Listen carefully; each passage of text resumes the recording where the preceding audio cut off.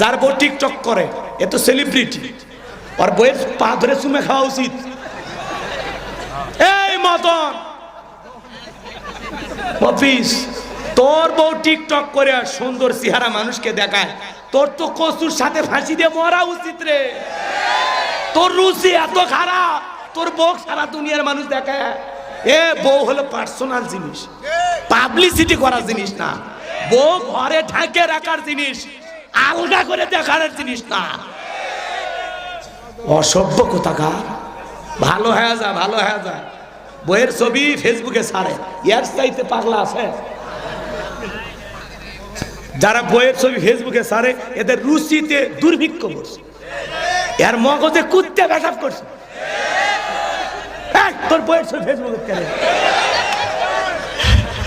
রাগ করছেন আপনারা? একটা মেয়ে ভুল করে রং নাম্বারে মিস কল দিলে তুমি পাগল হয়ে যাও। 17টা সিম কার্ড পরিবর্তন করে কল দেয়, হ্যালো। মেয়েটা বলে ভাইয়া সরি, ভুল করে আপনাকে কল দিছি। কয় না, কেন নিভানো, এখন চালাইলি, এখন ভালোবাসা দিবি কিনা বল। একটা মেয়ের কণ্ঠ পেলে তুমি আমি পাগল হয়ে যায়। রাত 3:30টায় কুড়িগ্রামের এক মহিলা আমারে ফোন দিয়ে বলে, হ্যালো তুমি কে সোহেল? আমি তখন বললাম না, আমি একটা হুজুর মানুষ। কয় ঢং করো না, রাত চলে গেলে আফসোস করবে। ও কি তাহাজ্জুদ পড়ার জন্য ডাকতে চায়? এই মোবাইল যুব সমাজকে নষ্ট করছে। এই মোবাইলের ওজন কম, কিন্তু এই মোবাইলের মাধ্যমে পাপের ওজন কম না বেশি? সারা রাত ঘরের দরজা লাগাইয়া উল্টাপাল্টা ভিডিও দেখ, কথা কয় না গো।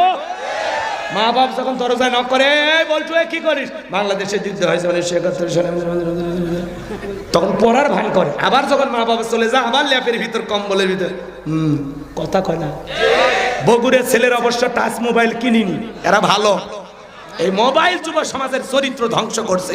প্রত্যেকটা মা বাবার উচিত ছেলে মেয়ের বিবাহের আগ পর্যন্ত কোনো ফোন দেওয়া, আর দিলে বাটন বাটন এটা কথা কন নাকি আপনারা? কারণ মোবাইল যুব সমাজের চরিত্র ধ্বংস করছে। এই মোবাইলের মাধ্যমে সারাদিন অনলাইনে জুয়া খেলে, ফ্রি ফায়ার, পাবজি খেলে, কথা কন নাকি?